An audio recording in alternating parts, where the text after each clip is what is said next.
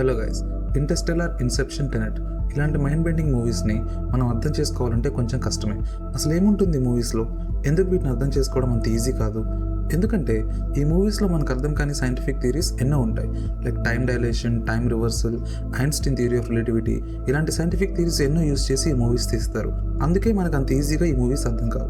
కానీ ఇలాంటి మూవీస్ని సింపుల్గా మన తెలుగులోనే ది సినిమాటిక్ మిస్టరీస్ యూట్యూబ్ ఛానల్లో మీకు ఎక్స్ప్లెయిన్ చేశాను. ఇంటర్స్టెల్లార్ మూవీని ఆల్రెడీ మన ఛానల్లో సింపుల్గా తెలుగులోనే అందరికి అర్థమయ్యేటట్టు ఎక్స్ప్లెయిన్ చేయడం జరిగింది.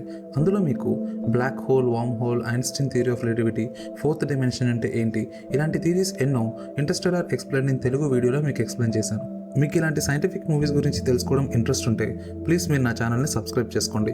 ఇంటర్స్టెల్లార్ మూవీ గురించి తెలుగులో మీరు ప్రతి పాయింట్ తెలుసుకోవాలంటే కింద ఉన్న లింక్ని క్లిక్ చేసి వీడియో చూడండి. ఒకవేళ మీకు నా వీడియో నచ్చితే ప్లీజ్ లైక్ చేసి మీ ఫ్రెండ్స్తో ఈ వీడియోని షేర్ చేసి అలాగే ప్లీజ్ నా ఛానల్ని సబ్స్క్రైబ్ చేసుకోండి.